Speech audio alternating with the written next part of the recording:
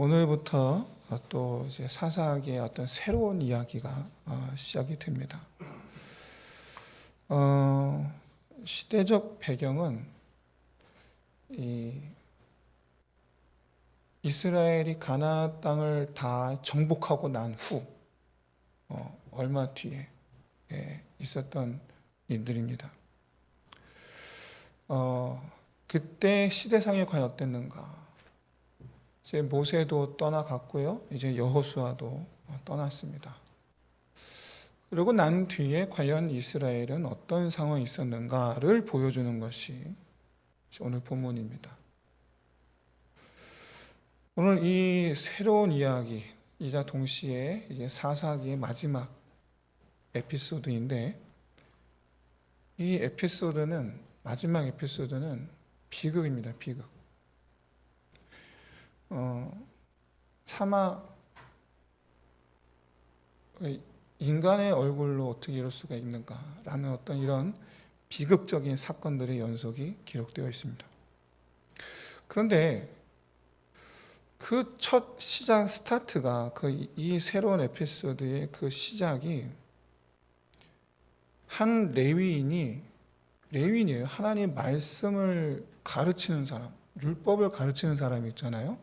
그런데 율법을 가르쳐야 되는 사람이 첩을 맞이했다로 이제 시작을 합니다.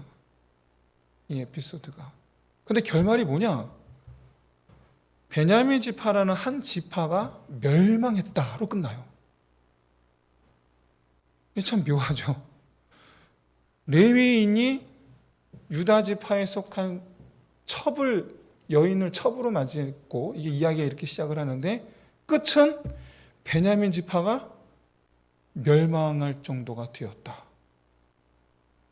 끝나요. 이게 어떻게 된 일인가? 대충 이 서사만 봐도 이 처음과 끝만 봐도 이야기가 심상치 않은 어떤 이런 것들을 품고 있다. 하나님의 백성들답지 않은 모습들이 뻔히 예상된다. 그렇죠? 레위인이 첩을 뒀다는 것부터가 이게 심상치가 않은 거죠. 일단 이것부터가. 근데 11개 지파가 한 개 지파를 공격을 해서, 이스라엘의 11개 지파가 한 개 지파를 공격을 해서 거의 멸망 직전까지 싸웠다. 이제 그 사이에 뭔가 큰일이 있었던 거죠. 다만 그 큰일이 뭐냐? 죄와 관련된, 심상치 않은 죄와 관련되지 않고서는 같은 형제인데 11개 지파가 힘을 합쳐서 다른 한 개 지파를 이렇게 아주 멸족시키기 직전까지 몰아붙일 일이 없죠. 그 죄가 뭐냐라는 겁니다. 그 죄가 아주 심상치 않은 그런 범죄의 냄새가 나는 사사기의 마지막 에피소드.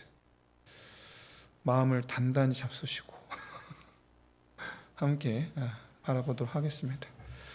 정말 제가 바라기는 이 사사기가 우리에게 전하는 메시지는 이겁니다. 이 모든 게 다 왕이 없어서라는 거예요. 이 모든 게 다 왕이 없어서.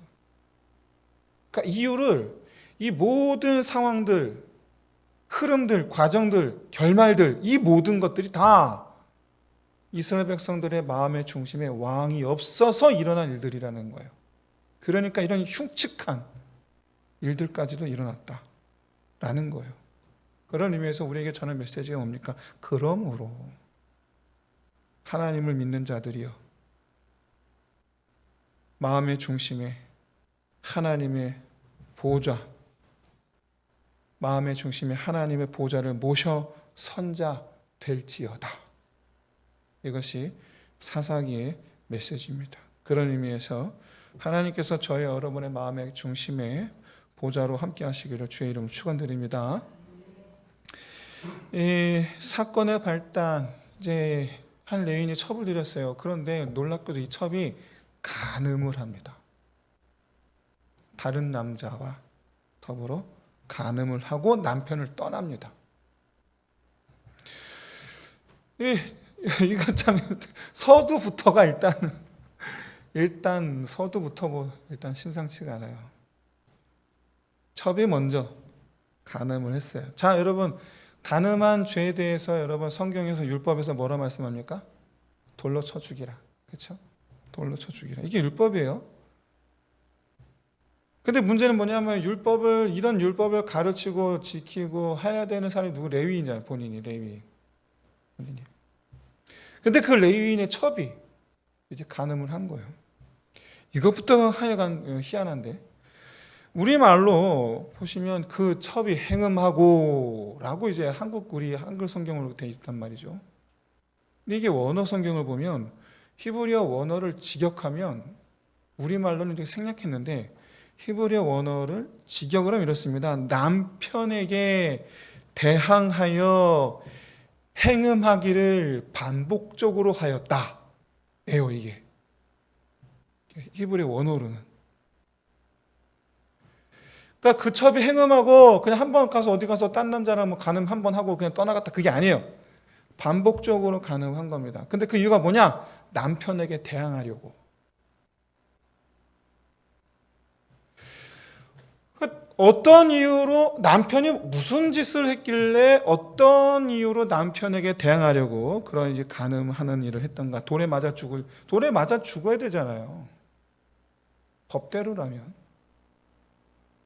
그런데도 불구하고 그런 것들을 감수하면서까지 남편에게 대항하여 했는가? 어떤 남편은 어떤 잘못을 했는가에 대해 성경은 언급하지 않아요. 그런데 성경은 보통 이제 보복이잖아요. 이것은 대항하여, 그건 보복이거든요. 근데 이스라엘은 동해 보복법을 허용합니다.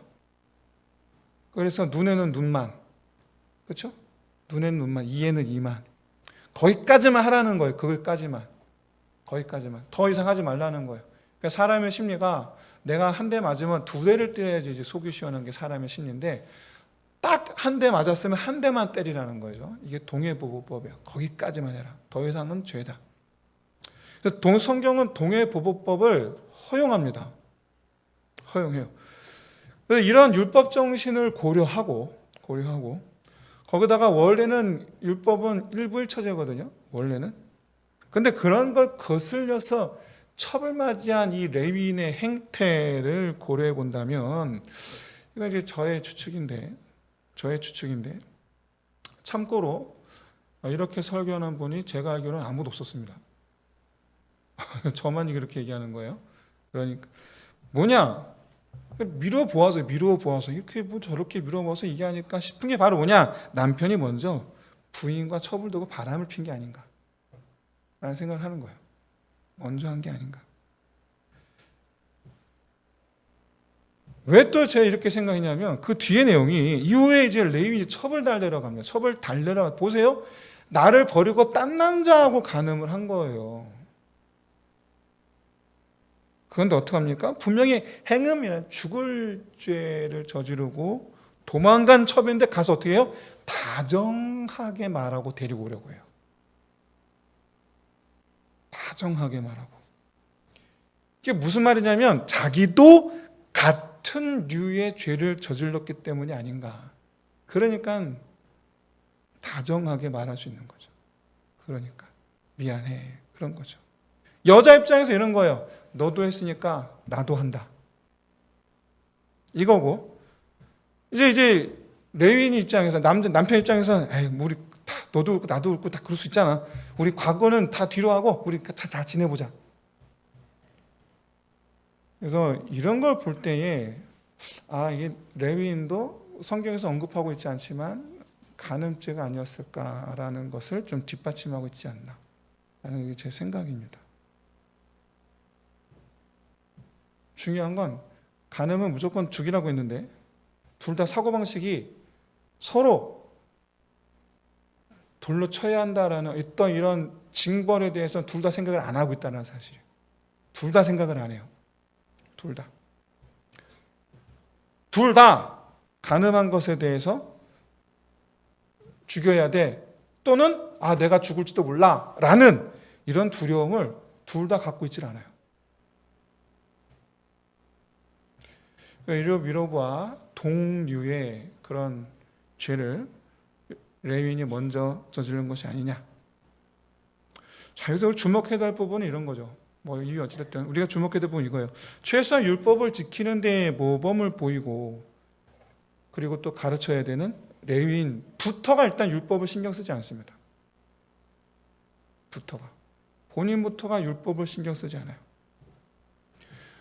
또 첩이지만 이 여인은 이방 여인이 아니에요. 이스라엘 여인, 유다 지파예요. 이스라엘 여인이에요. 그런데 본인이 율법을 어긴 것에 대한 죄책감이 하나도 없어요. 전혀 없어요. 둘 다. 그 남편 레위인은 율법을 가르쳐야 되는 사람이 율법을 전혀 신경을 쓰지 않고, 그 첩도 자기가 율법을 어긴 것에 대한 징벌을 받을 것에 두려움이 일절도 없다. 이건 뭐다? 둘 다 마음의 중심에 왕이 없다. 둘 다. 그걸 이제 보여주는 거죠. 여러분, 하나님을 믿으면 제약이 생겨요. 하나님을 믿으면. 어떤 제약이 생기냐? 나 스스로가 하나님 말씀 때문에 하면 안 되지. 나 스스로가 이제 절제를 하죠. 그리고 심지어 억지로, 나 스스로가 아니라 때로는 제3자에 의해서, 또는 이 하나님 말씀에 의해서 생각지도 않았는데 오늘 말씀 읽다 보니 안 되는 거야. 통제를 당하기 시작을 하는 거죠. 그래서 많은 성도들이 하나님 믿는 것을 굉장히 어려운 일 또는 힘든 일이라고 생각을 합니다. 하나님 믿는 일은 참 어려워, 힘들어, 괴로워. 내 마음대로 할 수도 없고, 나 하고 싶은 것도 못하고, 갖고 싶은 거 갖지 말아야 되고, 가고 싶은 곳 가지 말아야 되고. 여러분, 직장 생활하는 어떤 청년이 자기 직장의 상사에게 이런 얘기 했답니다. 부장님도 한번 교회 한번 가보세요. 근데 그분이 이런 얘기를 하시더래요. 교회 가면 내 룸살롱 못 가잖아 이러더래요. 교회 가면 룸살롱 못 가잖아. 그래서 안 간대. 참. 그런데 여러분, 이거는 우리가 이제 생각을 바꿔야 될 일이죠. 어떻게 바꾸는 거냐? 가고 싶은 곳을 바꾸면 됩니다. 가고 싶은 곳을 바꾸세요. 갖고 싶은 것을 바꾸세요. 얼마든지 가질 수 있고, 얼마든지 가고 싶으면 갈 수 있는 그런 걸로 바꾸시면 돼요. 놀랍게도 여러분, 사랑하는 사람이 생기지 않습니까? 그러면 그 사랑하는 사람에게 다 맞춰집니다. 내가 평소 생각도 안 했지만 사랑하는 사람 따라서 갑니다. 사랑하는 사람 따라서 삽니다. 마찬가지로 여러분, 하나님 때문에 이제 그런 것들을 바꿀 수 있는 사람, 여러분, 그게 그리스도인 줄 믿습니다. 하나님 때문에 그런 것들을 바꿀 수 있는 사람. 고집하지 마시고, 그래도 나 그거 가고 싶은데, 나 그래도 그거 하고 싶은데, 그래도 나 그거 거기 가고 싶은데 하고, 여러분, 괜히 고집 피우지 말고, 내가 주님 사랑합니다. 주님께서 원하시는 것, 내가 그걸 원합니다. 할 수 있는 저 여러분 될 수 있으시기를 주의 이름으로 축원드립니다. 그리스도인들도요, 그리스도인으로서 하고 싶은 거 다 하고 살 수 있어요. 그리스도인으로서 갖고 싶은 거 다 가질 수 있어요. 그리스도인으로서 가고 싶은 곳 얼마든지 갈 수 있습니다. 그리스도인으로서. 단, 예수 믿기 이전과는 그게 다르겠죠. 예수 믿기 이전과는 다르겠죠. 이전엔 나 자신을 위해서 갖고 싶고 하고 싶고 가고 싶었다면, 이제는 하나님을 위해서 갖고 싶고 하고 싶고 가고 싶은 거, 그게 다르겠죠. 뿐만 아니라 예전 같았으면 내가 절제를 해야 되고 통제를 당한다는 이런 것들이 괴로웠는데, 그게 괴롭고 힘든 일이었는데, 여러분, 그런 마음을 바꾸면요, 오히려 말씀에 나를 억압하고 통제하는 것이 아니라, 말씀이 나를 지키시는 거구나를 깨닫게 될 줄로 믿습니다. 말씀이 나를 지키시는 거예요. 말씀이 나를 가지 마라 그랬을 때 난 너무 가고 싶은 거야. 그러면 말씀이 나를 통제하는 것 같잖아요. 그런데 그게 아니라 말씀이 나를 가지 마라 했을 때 오호라, 이 말씀이 내 영혼을 지키시는 거구나. 여러분, 이걸 깨달으시기를 주의 이름으로 축원드립니다. 이걸 깨달으셔야 돼요. 주의 말씀이 나를 지켜주시는 거다. 나를.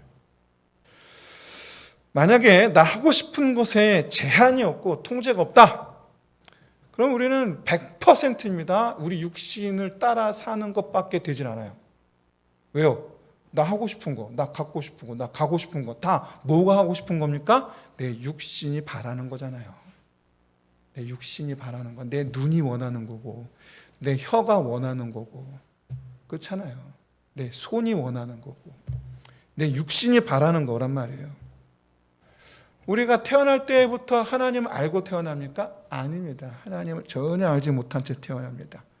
당연히 하나님에 대한 지식이 없고 하나님에 대한 것에 어떤 소망을 두지 않고 우리는 살아갑니다. 그러다 보니 자기 영혼에 대해서, 자기 영혼이 어떻게 될 것인가에 대해서 그 누구도 일절 관심을 두지를 않습니다. 모든 사람이 그렇습니다. 모든 사람이.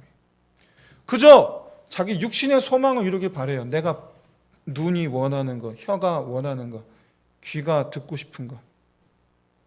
여러분, 사람들이 왜 그렇게 명예욕을 쫓는지 아십니까? 듣고 싶은 말이 있어서 그래요. 왜 그렇게 권력을 갖고 권력을 탐하는지 아십니까? 다 자기 육신이 원하는 게 있어서 그러는 거예요. 다 육신이 원하는 게 있어서. 자기 영혼에 관심 없고 육신이 원하는 것을.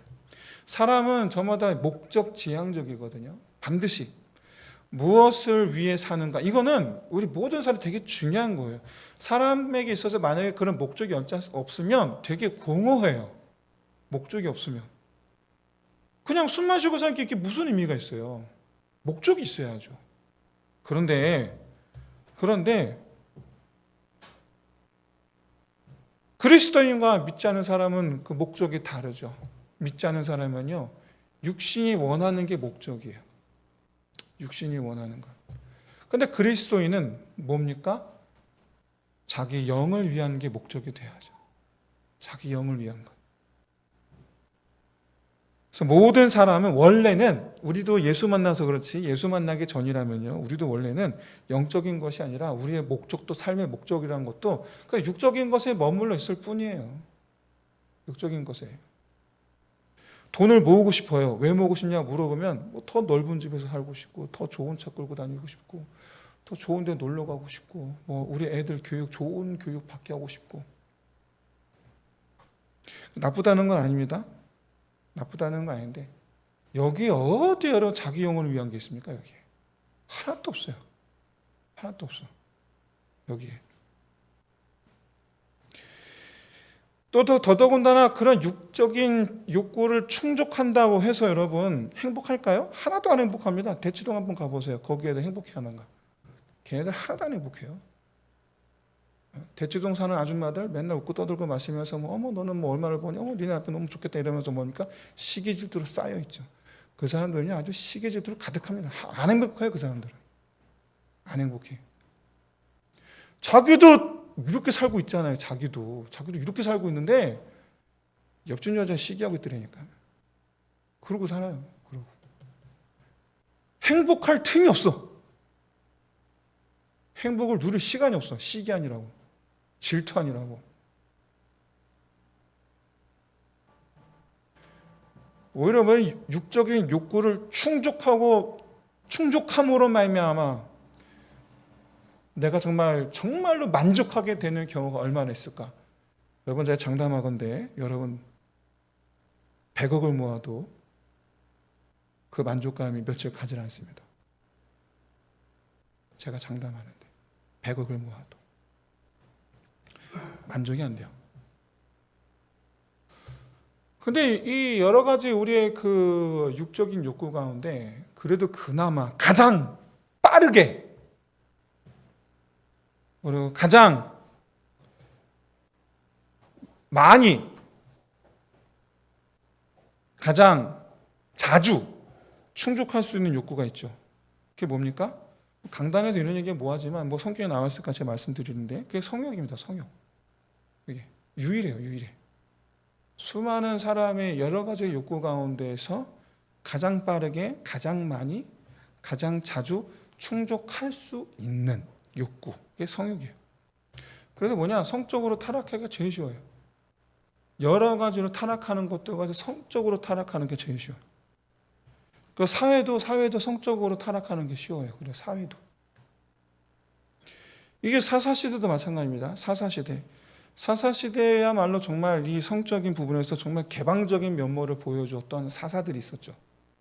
누굽니까? 삼손. 그리고 또 누가 있죠? 기드온, 야일, 입산, 압돈. 이런 사람들이에요. 도대체가 처음에 몇 명인지 모르겠어. 아들을 70명, 80명 낳으려면 도대체 몇 명의 여자가 있어야 되는 거예요? 도대체. 특히 이 가운데 삼손의 경우는 창녀와 관계를 갖는 거에 있어서도 거리낌이 없었죠. 본인이 사사예요. 근데 본인이. 어떻게 보면 여러분, 야 사사들도 이 모양인데 뭐 일개 레위인이야 뭐 하고 여러분 대수롭지 않게 여기고 넘어갈 수도 있겠죠. 근데 이게 함정입니다. 아니 어차피 남들 다 하는데 뭐 나도 해야지 라는 생각을 갖게 만드는 게 사단이 하는 일이에요. 어차피 남들 다 하잖아. 실제로 이스라엘 백성들이 남들 다 하니까 뭐 나도 괜찮지 뭐라고 생각했는지 어땠는지 모르겠지만 한 가지 분명한 건 여러분 사회 지도층이 이런 생각을 갖고 있으니 평범한 이스라엘 백성들 따라하는 것도 좀 이렇게 당연한 게 아닌가? 저는 그런 생각을 해보게 됩니다. 제가 일전에 기드온에 대해서 함께 말씀 나눌 때 제가 그때 한번 말씀을 드린 적 있죠. 기드온, 존경받는 여룻바알 기드온이어야 되는데 여룻바알이어야 되는데 기드온 말년에 성경이 그 이름을 여룻바알이라고 하지 않아요. 그냥 기드온이라고 불러요. 왜냐? 그게 이스라엘 백성들의 기드온을 향한 인식의 변화였어요. 이스라엘 백성들도 인정 안 해요.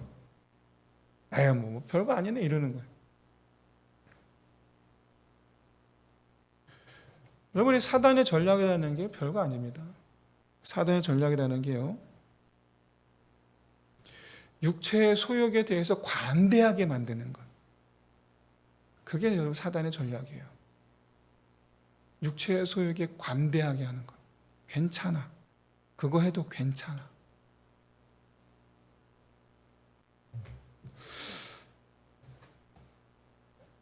여기서 이제 우리가 조금 짚고 넘어가게 될 것이 하나가 있는데 여러분 고대 사회에는 소위 말하는 미디어 매체가 없잖아요. 미디어 매체가 뭡니까? 소문이에요. 고대 사회에서는 미디어 매체가 없어요. 그냥 소문.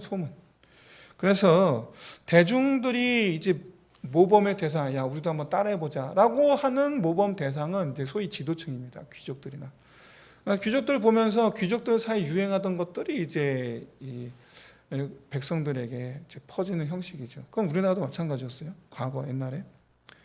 근데 오늘날 어떠냐? 오늘날은 이제 우리가 이제 보통 우리 소시민들, 우리 같은 사람들이 보통 따라하고 싶어 하는 그 대상은 사회 지도층이라기보다는 인플루언서들이죠. 유명인들. 왜요? 대중매체, 많은 대중매체들로 인해서 이제 보여지니까. 많은 미디어들, 이런저런 다양한 미디어를 통해서 우리가 쉽게 접하니까. 그런데 이제 문제는 이런 미디어가 이런 유명인들의 모습을 그냥 있는 그대로 보여주고 많은 데서 그치지 않고 포장해주죠. 이렇게 포장해줘요. 그래서 대중들이 그런 유명인들을 따라합니다. 어디까지 따라하느냐? 그들의 삶의 모양까지 따라하게 합니다. 그러므로 말미암아 거기서 발생하는 대중들의 소비, 그 대중들의 소비가 곧 누구의 수익이 되는가요? 그럼 미디어 그룹의 수익이 되는 거예요. 그게.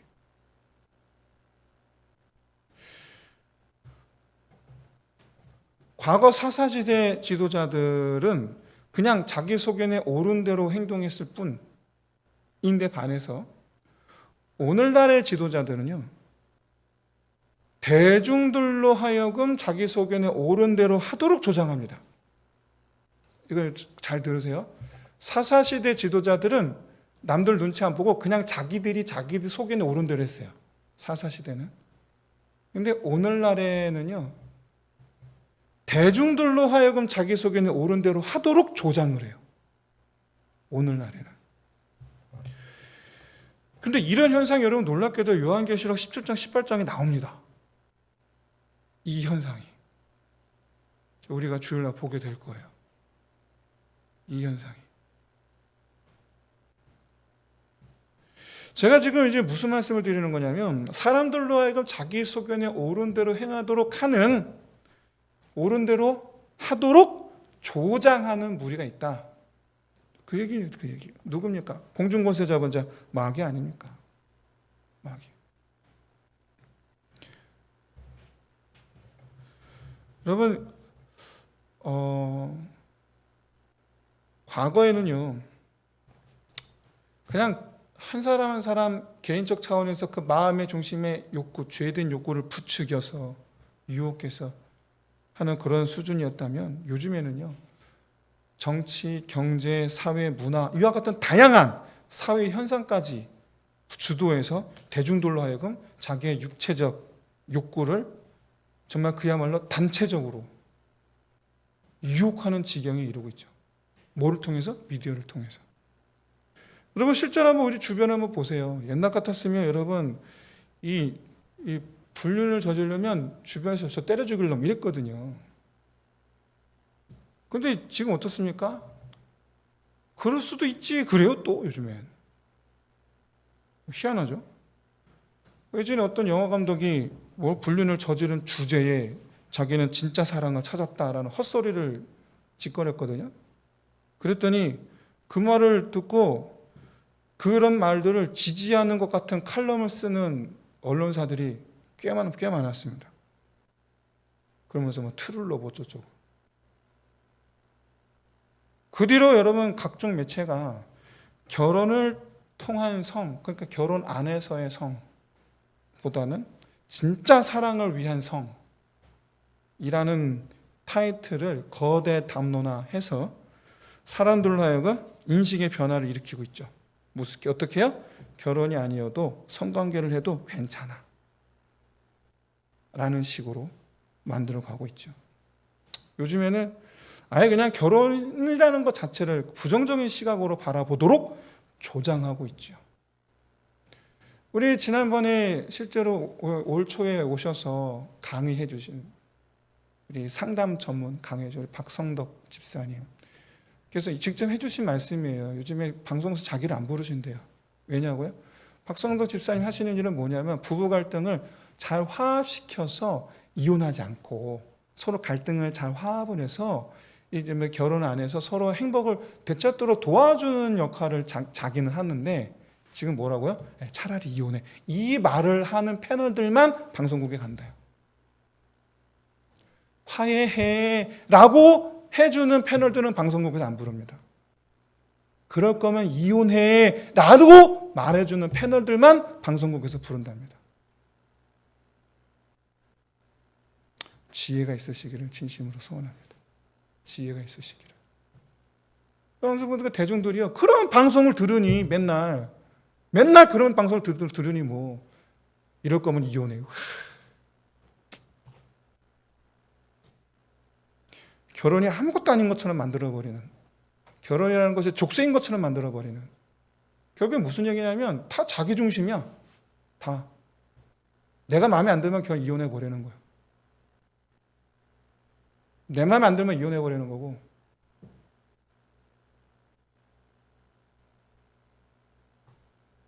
트루러브라니 무슨 그 헛소리입니까? 트루러브는 다 지 마음에 안 들면은 그게 가짜고, 지 마음에 들면 그게 트루러브입니까? 그게?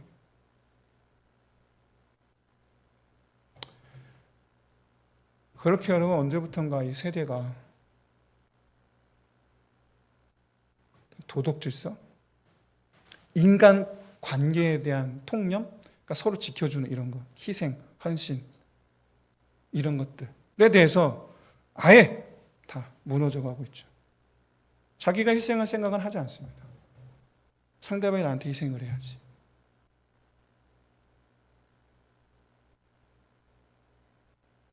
실제로 요즘 청년들은 결혼 자체를 안 하려고 또 하고 있지만 기왕 할 거면 속궁합을 맞춰보고 결혼해야 해라는 말을 진지하게 하는 TV 프로그램에서의 패널들의 이야기를 정말 많이 봅니다. 이미 대중화가 됐어요, 이미. 여러분, 이런 시대에서 여러분 청년들이 하나님을 찾으려고 할까요? 이런 시대에서 정말 찾으려고 할까요? 안 찾죠. 안 찾아요. 이런 사람들에게 하나님 말씀은 말 그대로 그냥 헛소리일 뿐이에요. 헛소리. 하나님 말씀이 헛소리예요. 너무 안타깝죠. 본인들은 하나님 말씀을 하찮게 여기고 있는데 사실 자기 영혼이 자기를 안전하게 지켜주고 자기의 삶을 충만하게 해주고 자기 영혼을 잘 되게 하는 유일한 생명의 길이 하나님 말씀인데 안타깝죠. 더 안타까운 점이 뭔지 아십니까? 그렇게 하나님 말씀을 하찮게 여기고 자기 속에 옳은 대로 했는데 그 결과는 자기가 생각한 대로는 절대로 이루어지지 않는다는 사실이에요. 절대 이루어지지 않아요. 제가 뭐 성문제만 예를 들었을 뿐이지 다른 육체의 소욕을 쫓는 여러 가지 모든 거 다 마찬가지입니다. 다른 것들, 뭐 재물욕은 안 그렇습니까? 권력욕은 안 그렇습니까? 화무 11홍이라고 그랬어요. 이런 모든 사람들이 각각 유체의 소욕을 또 쫓아서 자기 소견에 옳은 대로 행하면 어떻게 될까요? 서로 부딪혀 파멸에 이르게 됩니다. 서로 부딪혀요. 서로. 보세요. 케이크 하나 있습니다. A, B, C 세 사람 있습니다. 나도 먹고 싶은데 나도 먹고 싶은데 나도 먹고 싶은데 그럼 셋이 싸워야죠. 셋이 싸워야죠. 오늘 본문의 레위인과 첩도 마찬가지입니다. 이들 모두 다 자기 소견에 옳은 대로 행하던 사람들이었어요. 그런데 어떻게 됩니까? 아직 읽진 않았지만 다음 주에 보게 될 테지만 또 다른 자기 소견에 옳은 대로 행하는 사람들 때문에 이 두 사람은 파멸에 이르게 됩니다. 파멸에 이르게 돼요. 또 다른 자기 소견에 옳은 대로 행하는 사람들 때문에. 근데 문제는 그 또 다른 자기 소견에 옳은 대로 행하는 사람들이 그 베냐민 지파 사람들이에요. 그래서 결국에는 이제 나중에 이스라엘이 11대 1로 싸워서 베냐민을 멸망에 이르게 만들게 되는 결과가 나오게 됩니다. 하나님의 말씀이 사라지고 그러니 질서가 사라지고 질서가 사라지니까 보호를 못 받아요.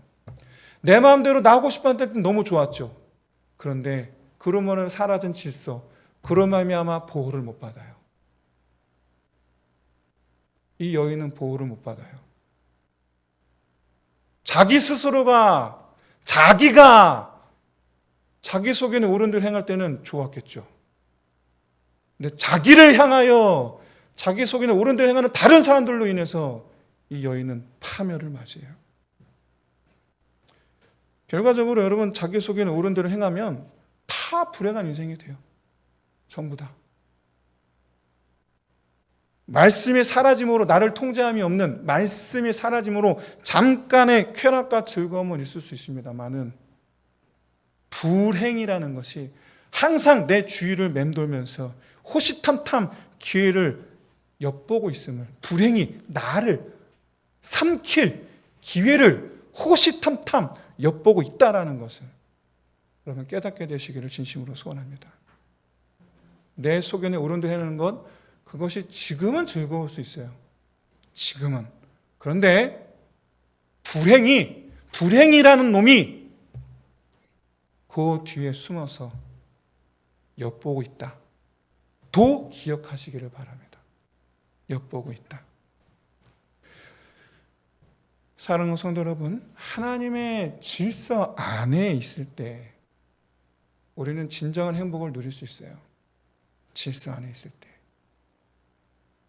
하나님께서 우리를 여러 가지 모양의 죄 가운데 있던 우리를 불러주셨습니다. 하나님께서 우리도 마찬가지. 우리도 지금이야 이제 예수 믿고 이렇게 교회 와서 이렇게 앉아 있는 거지. 우리도 사실은 뭐 예수 믿기 전에 하나님께 진실한 마음 이런 것들을 회복하기 전에 우리 모습 어떻습니까? 다 이기적이, 다 이기적. 다 나만 알고.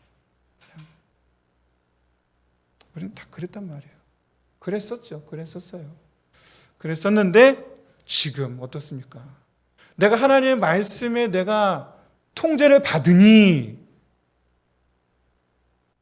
양보라는 걸 해야 되고, 이해라는 걸 해야 되고, 인내라는 걸 해야 되고, 협력이라는 걸 해야 되고, 어떻습니까?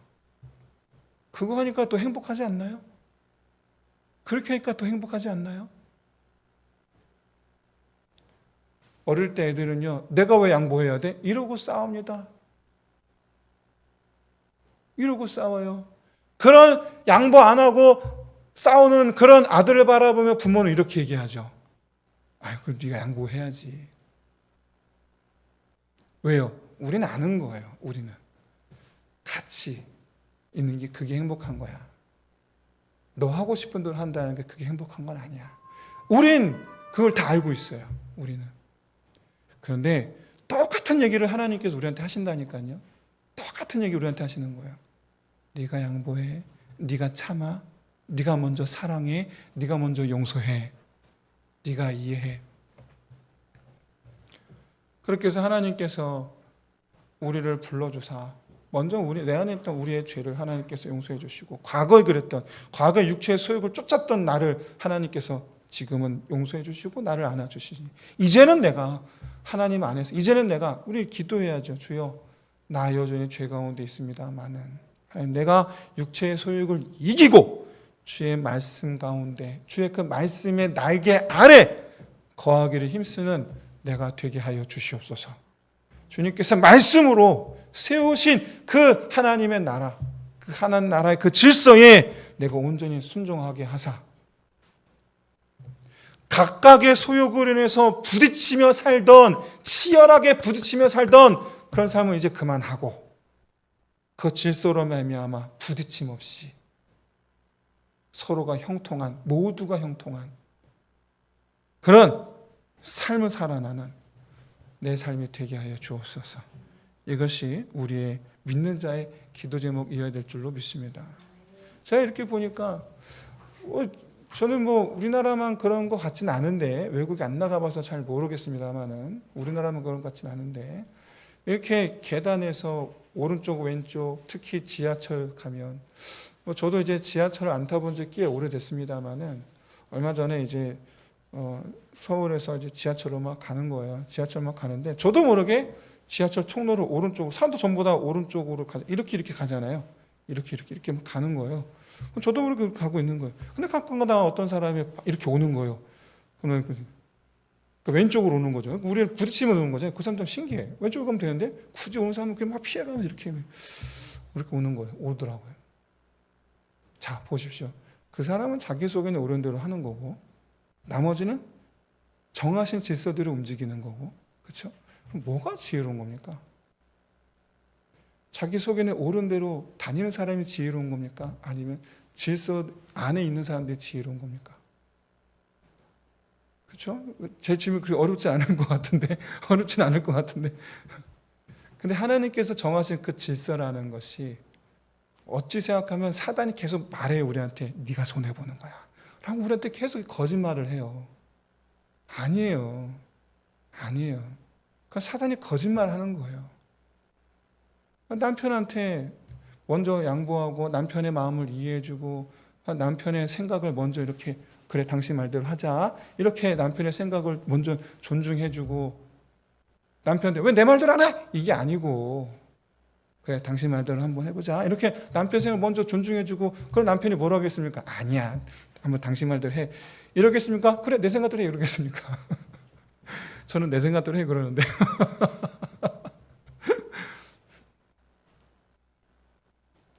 여러분, 우리가 서로 세워주는 것이 손해보는 게 아니잖아요.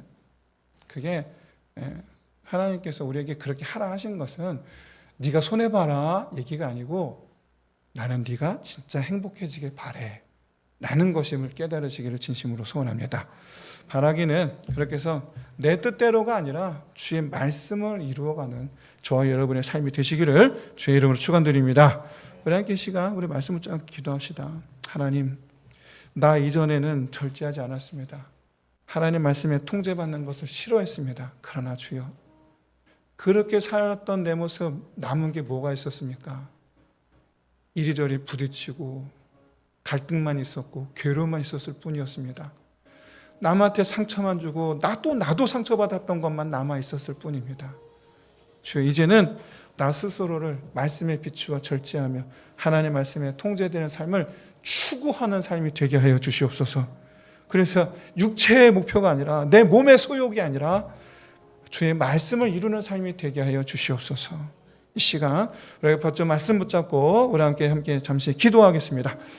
할렐루야. 사랑이 많으신 우리 하나님 아버지, 참으로 주여 이 시간 우리 모든 생각과 마음을 주장하여 주시고, 이전에 그 정말 부족하게 짝였었던 내 모습들, 정말 이기적이었고 하나님 그렇게 정말 참으로 손해보지 않으려고 바닥바닥 애를 썼던 그 내 모습을 이제는 뒤로 하고 하나님 아버지